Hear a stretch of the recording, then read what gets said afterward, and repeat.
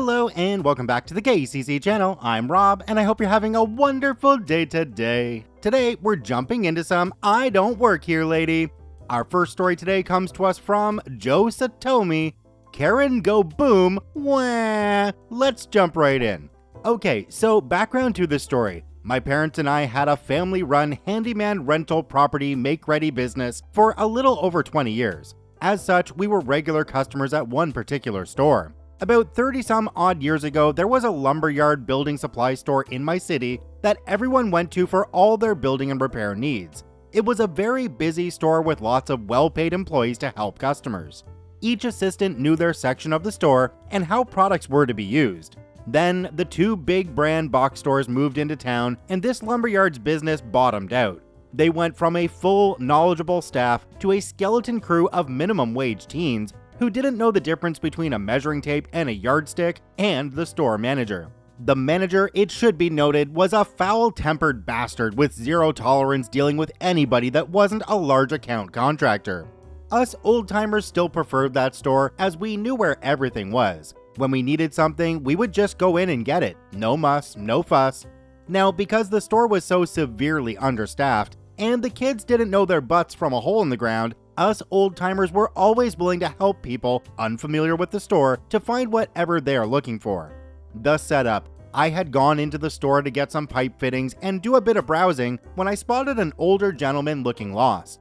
I approached him and made an offhand query if he needed help finding something. The look of relief on his face was palatable. He explained a recent windstorm had damaged the gate on his privacy fence and needed new hinge parts. I've been looking for someone to help me, but I've only found one kid who knew less than me and was no help, Mr. Gentleman said with a profound air of annoyance. I told him I understood and explained why the service here was so bad now and that in the future he should simply ask another customer for help. Odds were the customer would be a regular who knew what and where. At this point, I directed Mr. Gentleman 3 dials over to where the parts he needed were located. As we stood looking over the gate hardware, I made inquiries regarding the damage. It was fortunate that I did, as the damage he described was far more severe than a simple hinge change would fix. As I explained what he would need to do to fix the gate, we were interrupted by a clawed hand digging into my shoulder and a screech in my ear, "I need help." Entered the Karen. This lady was of an older generation. Caked on makeup, tight-fitting starched jacket and skirt, and impractical stiletto high heels. I simply turned my body so she was forced to let go. I later checked and her nails had left marks in my skin. Still, I was raised with manners, so I calmly said, "I don't work here, ma'am." "Liar! I saw you helping this man find what he wants. Now it's my turn. Find me this part for my rent house," Karen demanded, while holding up a slip of paper with notes scrawled on it. "I don't work here, ma'am. I'm a customer as well," I said once more while pointing at my clothes, which consisted of a black shirt, grungy and torn blue jeans, black surplus military boots, all of which were liberally covered in a combination of paint splatters, drywall spackle, and silicone caulking. Karen ignored what I said. "Look here, you little crap. I am this store's largest customer, as I own over 300 rental properties across town, and the manager is a good friend of mine. If you don't get me this part now, I will have your butt fired." Now, as I've said, the manager of this store was a nasty piece of work to anybody who didn't have a large bank book. From the looks of Karen's clothing and jewelry, I figured she would be someone the manager would brown nose. As I didn't want to risk the manager banning me from the store just to curry favor with this Karen, I decided to just go along and help her find what she was looking for and be done with it. I took the paper and looked at the notes. It was a part for an old gas floor heating furnace. The system was no longer legally code compliant, but that didn't stop property owners from still using the stupid things if they could still find the parts. As I had to pull more than one of these cumbersome suckers out of rent houses after a plumber safely disconnected the gas lines, I knew a thing or two about them, including where the parts should be if they were available. I excused myself from Mr. Gentleman and took off at a brisk walk. Karen had to struggle to keep up in her too tight pencil skirt and heels. The heating aisle was 3/4 of the way across the store. Karen didn't seem to enjoy the brisk walk. I quickly walked down the aisleway looking for the part in question, and as I thought would be the case, the part was not stocked on the shelves. Just to be sure, I craned my neck to look at the top overstock shelf. To my utter surprise, lo and behold, there were a couple of boxes of the part. Now, the real fun starts. I pointed out the part in question to Karen. "Get it," Karen demanded. "I can't, it's in the overstock. Only store employees are allowed to use the ladder to get something off of those shelves," I explained. "You are an employee," Karen screamed in my face. I've been told I have the patience of a saint, but I have my limits. Rampant stupidity is my Rubicon. "Listen here, you great blathering moron. I am not an employee," I screamed right back. "I am a customer. Customer, Customer, a person who buys here, not works here. Go to the front desk and tell whoever is working there you need that part off the overstock. They will get someone who does work here to get the ladder and get the part for you." With that, I walked away. This was a Karen I was dealing with, so not over with. I had returned to Mr. Gentleman, who should be noted informed me he had a good laugh when he heard me spelling out customer at the top of my considerable baritone lungs over halfway across the store. As we were wrapping up our previously interrupted discussion concerning the repairs of his fence gate, a young woman approached Mr. Gentleman and I. Excuse me," she said. "Yeah," I responded. My first thought was she was a customer who needed some help. "I know you don't work here, cuz," she pointed to my clothes, "and I'm pretty sure everybody in the state heard you spell out customer." Mr. Gentleman snickered. "But since nobody else seems to be around that does work here, I thought I should tell somebody that I just saw that woman pushing the ladder down the same aisle I saw you and that woman in earlier," the young woman said. I was like, oh crap. I took off like a rocket headed for the front of the store. It only took me a handful of seconds to get to the registers and ordering counter. As I feared, the only person at the stations was the manager, and he was busy talking to a contractor on the phone. Easy to deduce due to the simple fact that he was sounding friendly. I waved my arms to get his attention, and he turned away, ignoring me. I began slapping the counter loudly while yelling his name. He put a finger in his opposite ear to drown out the sounds. Do you know those reddish discs of peanut brittle some stores have at the counters? Makes for great projectiles. Mr. Manager was quite vulgar in his displeasure, having had one bounce off his head. I cut off his tirade by yelling that one of his customers was trying to use a stock ladder to get a box off the overstock shelf. That shut him up, long enough for both of us to hear a woman's scream of distress echoing across the building. He looked at me with dawning horror, and I simply said, "Heating aisle." We took off running. We found Karen lying at the bottom of the stock ladder, her left foot bare of shoe and twisted around in the opposite direction it should be pointing. Her missing shoe, the stiletto heel protruding through the steel grating, was at the top of the ladder's platform. It was obvious the heel had slipped through the grating. Karen had lost her balance and broke her ankle while falling. Mr. Manager used his walkie-talkie to order a yard guy to call for an ambulance. During the entire time we were waiting for the ambulance to arrive, Karen just kept screaming and screaming. Understandable being in pain, but sheesh did she have a high pitch. When the medics began to take her away, she pointed at me and yelled at Mr. Manager, "I want him fired." Mr. Manager looked at me, looked at her, back at me, then back to her and said, "He doesn't work here, but I'll fire him anyways, okay?" Mr. Gentleman, standing nearby observing the events, busted a gut laughing. OP mentioned in a comment down below that a couple years later, Karen's rental agency became their handyman shop's largest client. She would tell people the story from her point of view and blame the bad employee for her broken ankle, and apparently she never recognized OP. Now, I know that only 20% of people that watch these videos are female, but ladies, would you go up a ladder like that in stilettos? Let's see your comments down below.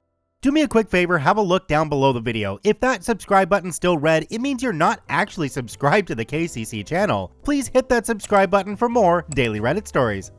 Our next story today comes to us from Roar Kitty 2. Karen is mad I have my baby in my place of work. Let's jump right in. I'm typing this at 5:30 a.m. because I can't sleep. This happened in 2016, but is a favorite story of mine. My paternal grandparents own a custom frame store that also sells giftware, jewelry, and needlework supplies. At this time, their store was quite large. I'll explain a bit about the layout to help the story. There was the front and the back separated by a wall with a door. Both were huge rooms. In the front was of course all the merchandise, and the back was where my grandfather did the framing. In the front there was a giant counter, the middle had the till, and on each side were huge counters where customers would pick stuff for their pictures. It was spacious behind that counter. On to the story. My daughter was maybe a month old when my grandmother called me asking if I would be able to help her for a day. She had a craft show she was going to and needed to pack a bunch of giftware, but she was being dragged away by errands that had popped up. She already had everything set aside on one of the side counters. All I had to do was pack them up safe. I wouldn't have to deal with any customers or other store stuff, just packing giftware. No heavy lifting, and I could bring my daughter. Of course, I say yes, since I love helping at the store. I want to note here, I don't get paid to do this. I do it because I want to help. The next morning, I get to the store, and my grandma shows me everything she needs packed and takes off to her errands. I began packing while my daughter sleeps in her playpen off to the side of the counter with the giftware. A couple hours later, an elder Karen comes in and begins to look around. I keep an eye on her, a lot of elderly ladies steal, but don't notify my grandfather right away in the back because sometimes people look and go. This one unfortunately did not and instead came to the counter. "Hello, is Catherine here?" "No, unfortunately she's out of the store at the moment. However, Kevin is in the back. I can go get him for you." Looks annoyed and nods. I go to the back and let my grandfather know there is a customer. He comes out and I go back to packing. A few minutes after, my daughter starts fussing. I had changed her recently and I knew that cry. She was hungry.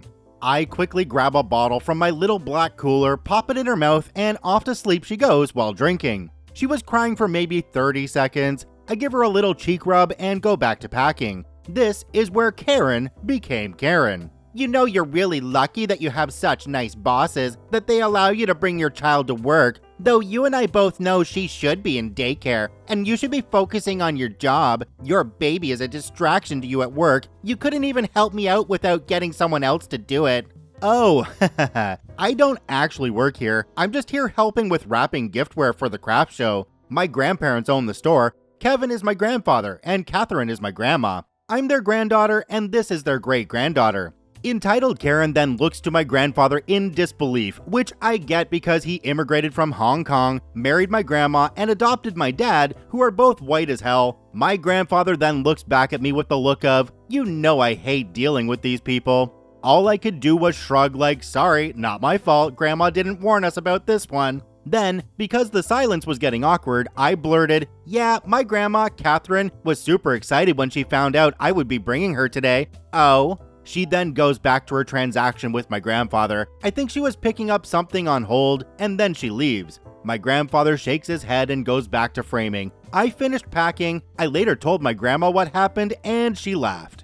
I've gotta say the comment section on this story is an absolute goldmine. Let me go into one of them for you. So when they said, "You know you're really lucky, blah blah blah," the reply could have been, "Oh, so sorry about the baby. Found her on the sidewalk as I came in, threw her in the trash, but she looked miserable there, so I brought her in here. Now I'm thinking I should toss her out again. She seems to be a magnet for all of you who can't seem to mind your own effing business. Hey Grandpa, what do you think? Should I trash her? I think Grandma wanted to play with her for a bit when she gets back." Or the next one down that says, "I dropped her off at Goodwill, but she keeps on coming back." Maybe add, "Last time I dropped her off, she got back before I did." Then maybe they'd see how ridiculous it is to complain about a 1-month-old baby. Our next story today comes to us from Caryu Gen 1. I accidentally punch a Karen when she tries to strip me. Let's jump right in. Background: I work for a third-party logistics company, nothing too fancy. An example of what we do is one of our clients is a local chain, leaving it ambiguous for privacy reasons, that hires us to fulfill their online sales. Every so often, we receive more orders than we have the inventory to fulfill. When this happens, I'll usually volunteer to go to one of the actual stores and pick up the merchandise we need to get us through until our next restock. I've been mistaken for an employee there dozens, if not hundreds of times by this point. And I don't even blame the customers. I'm often seen carrying around merchandise, I'm often wearing a safety vest, and by this point, I know my way around the stores better than a lot of the actual employees. Most of the time, I just help the customer because it's usually an easy problem and I try to be a nice person. That's a lie. I'm actually just horrible at saying no. But I'd never actually met a Karen until this incident. Also worth noting is that since I'm not an actual employee of the store, I'm not allowed into the back for any reason. The story. Someone in China ordered 200 American flag coffee mugs for some reason, so I'm visiting my friends to get the merchandise so we can fill this order. The manager spots me before I even make it through the door and hides behind a corner to spook me. Normal Tuesday so far. They go to the back to get the coffee mugs for me, and I just start browsing the t-shirts because it'll take 2 minutes to get the mugs. That's when the lady approaches. "Excuse me, could you show me where the blue, insert brand here, t-shirts are?" I thought this was a little weird since I was wearing a blue t-shirt and shorts, while the store employees all wore red polos, but she seemed nice so far, and I actually did know where the shirts were since I had bought one for myself here not too long ago. "Yeah, they're right over here, I can show you." "Thank you." I lead her literally 20 feet over to a massive display with a mannequin wearing the shirt and everything. "There you go," and I start walking away. "Ugh, I already knew about these. You're out of larges. Go get me one and be quick about it. I'm in a hurry." Confusion as to why she'd ask where the blue shirts were without mentioning she knew about these hit me before recognition of the suddenly disrespectful tone did. "Oh, I'm sorry. You'll need to find an employee to go to the back and check to see if they have more." "Yeah, go do it." I don't actually work here." "You're wearing your work shirt." I look down and sure enough, I am indeed in the shirt I'd bought here earlier, and she wanted it in her size now. To be clear, it's definitely not a work shirt, but it is the same brand as the store with a big logo on the front. Congrats to anyone who saw this plot twist coming. At this point, I'm more understanding as to why she thought I was an employee and was about to offer to go find an employee for her when I realized she hadn't stopped talking. I didn't catch most of her speech, but this is when I returned my attention to her. "Millennials are so effing stupid. I told you I'm in a hurry, so effing get me a shirt so I can effing go already." "Ma'am, I'm not an employee. I F you." And she grabs me by my ponytail and tries to lift my shirt over my head. I guess she wanted my shirt now. For the record, I'm clearly not large, but I guess she wasn't thinking enough for that to make sense. By this point, my shirt is completely over my head, and I'm just twisting trying to get it back down before my bra is displayed to the whole world and my hand hits something. She stops trying to rip my shirt off, and I immediately pull it back down to see her sitting on the ground holding her face. We stare at each other for a few seconds, both obviously in shock at what had just happened, before she stands up and just storms out of the store. An employee I'm pretty good friends with comes over and asks what just happened, and I said I have no effing idea. Eventually, the manager gets back and we go watch the security cameras, and it turns out I had nailed her right in the cheek with a closed fist. He asked me if I was alright, and I just laughed it off saying I was probably better than she was. I never actually saw the lady again. I'm half hoping she tries to press charges or something, so the story gets even better, but this is my first I Don't Work Here Lady story that was actually worth sharing, and I think it's a pretty good one.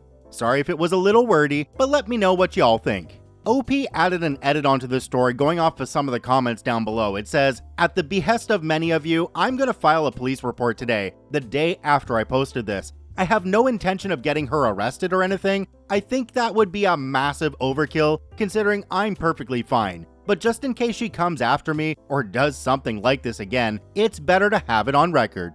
I think an opportunity might have been missed here because if somebody comes up to me in a store that I don't work at and they ask me to go in the back to find something for them, I'm gonna say sure, and then I'm gonna walk away and never come back. Although I might spy on them from a far corner somewhere just to see what their reaction is. Check out all 3 OPs, they are linked in the description down below. I thank you for watching, I hope you have a wonderful day, and we'll see you tomorrow.